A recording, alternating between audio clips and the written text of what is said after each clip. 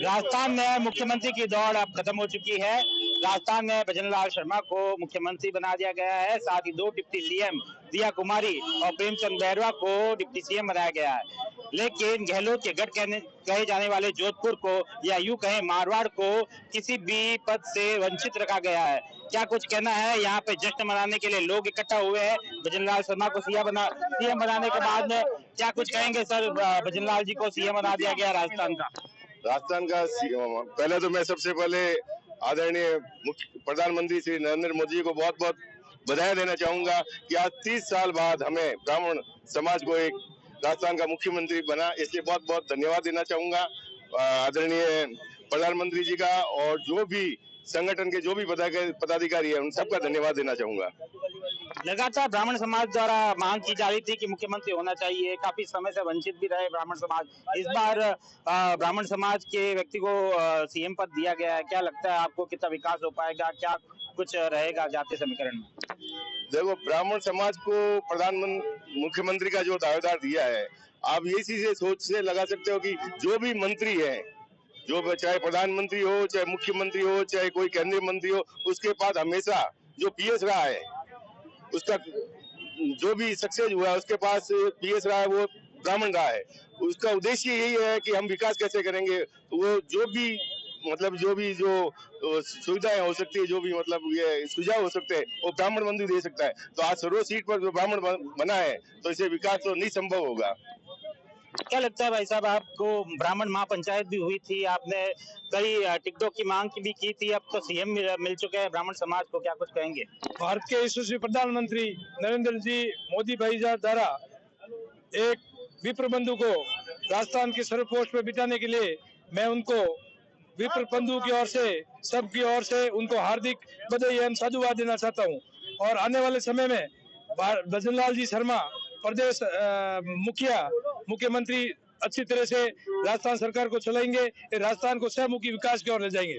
जोधपुर में 8 सीट भाजपा को मिली है, फिर भी यहाँ पे कोई पद नहीं दिया गया। डिप्टी सीएम को लेकर भी दौड़ चल रही थी, कई नाम चल रहे थे, लेकिन कोई नाम सामने आया। क्या कुछ कहेंगे? अभी तो मुख्यमंत्री बने हैं, मंत्रिमंडल का विस्तार अभी होना है, उसमें उसी स्थान दिया जाएगा। आपको लगता है कि कोई न कोई मंत्री पद मिलेगा यहाँ के विधायकों को? बिल्कुल मिलना चाहिए। क्या कहेंगे भजनलाल जी? पहले महिला की ऐसा माना जा रहा था महिला को पद दिया जाएगा, हालांकि दिया कुमारी को डिप्टी सीएम बनाया गया है। क्या कुछ कहेंगे? महिला अत्याचार को बड़ा मुद्दा बनाया गया था भाजपा द्वारा, क्या कुछ लगता है कुछ महिला अत्याचारों में कमी आएगी? बिल्कुल कमी आएगी। भाजपा सरकार बनी है हमारे, सबसे पहले तो मैं हमारे सीएम को बधाई देना चाहूंगी। और जहाँ कहते हैं ना कि एक बीजेपी ऐसी पार्टी है जहाँ अंतिम छोर पे किसी ने कभी सोचा ही नहीं होगा, जिनका नाम चल रहा था, जो बड़े बड़े धुरंधर थे वो सब बैठे रह गए, लेकिन कहाँ से नाम आ गया। और एक ब्राह्मण का जो आज तक सीएम नहीं बना था हमारे बीजेपी में, तो आज सीएम बना, हमें बहुत खुशी हो रही है कि एक बीजेपी में ही पार्टी में ये संभव है कि अंतिम छोर पे बैठे हुए आदमी को तलाश लिया जाता है और उनको अच्छे से अच्छे पद पे कर देते हैं। वैसे देखें तो एमपी में, छत्तीसगढ़ में सब में सरप्राइज वाला ही रहा, जो नाम चल रहे थे वो तो आए ही नहीं, लेकिन जो ये नाम आया है बहुत अच्छा नाम है। संगठन में इनका काम किया हुआ है बहुत टाइम तक, और हमें पूर्ण आशा है कि महिलाओं के साथ पूर्ण न्याय होगा और उनकी आवाज बुलंद होगी। और इसी के साथ में फिर पुनः एक बार बधाई देती हूँ। जहाँ दिया कुमारी जी आई हैं, वो भी एक महिला ही है, डिप्टी सीएम है, कोई नहीं, भागीदारी हो गई और आगे मंत्रालय में भी महिलाओं की भागीदारी अच्छी रहेगी, ऐसी संभावना है। बहुत बहुत दिया कुमारी को महिला मुख्य डिप्टी सीएम बनाया गया है, क्या कुछ लगता है आपको, कितना विकास हो पाएगा महिलाओं के लिए, कितना अच्छा है? देखिए, दिया कुमारी जी को बनाया गया डिप्टी सीएम, तो वो वुमेन एम्पावरमेंट की तरह सबसे पहले वो यही करेगी कि वुमेन का एम्पावरमेंट हो। उनके अपने लोग हर स्पीच सुने, उसमें भी यही था कि मैं महिलाओं की तरफ ध्यान दूंगी, महिला सशक्तिकरण की तरफ, तो उनका तो यही रहेगा पहला, वुमेन एम्पावरमेंट की तरफ। और डिप्टी सीएम बनाए उनको, उसके लिए मोदी जी का बहुत बहुत धन्यवाद।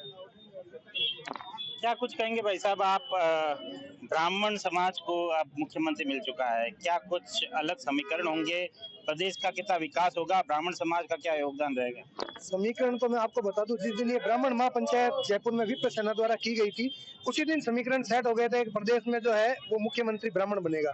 और उसका रुझान हमने सबसे पहले देखा। सबसे पहले इन्होंने प्रदेश अध्यक्ष सीपी जोशी जी को बनाया, वो भी ब्राह्मण महापंचायत की देन थी। और ये भी इसी के रुझान है कि ब्राह्मण महापंचायत में ब्राह्मणों ने अपना शक्ति प्रदर्शन किया और बिल्कुल शांतिपूर्वक किया। तो ये एक बहुत बड़ा मैसेज था कि पूरा ब्राह्मण समाज एकजुट हो चुका है। और अगर राजस्थान का विकास करना है और अगर विकासवादी विचारधारा के आदमी को लाना है तो ब्राह्मण को सीएम बनाना चाहिए। इसी उद्देश्य को लेते हुए हमारे आदरणीय प्रधानमंत्री नरेंद्र जी मोदी ने ब्राह्मण समाज के को ये दायित्व सौंपा है। एक बड़ा सवाल हो गया है कि 8 सीटें दी 10 में से भाजपा को, लेकिन यहाँ से किसी को कोई पद नहीं दिया गया, कोई मंत्री पद नहीं दिया गया। डिप्टी सीएम जयपुर तक सीमित रह गए, डिप्टी सीएम हो या सीएम हो जयपुर तक पद सीमित रह गए।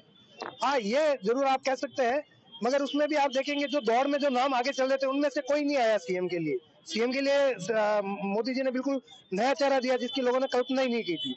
इसी तरह से फिर जो दौड़ में होते हैं उनको डिप्टी सीएम वगैरह कुछ ना कुछ तो देना ही होता है ताकि सबकी तालमेल बनी रहे और काम करे।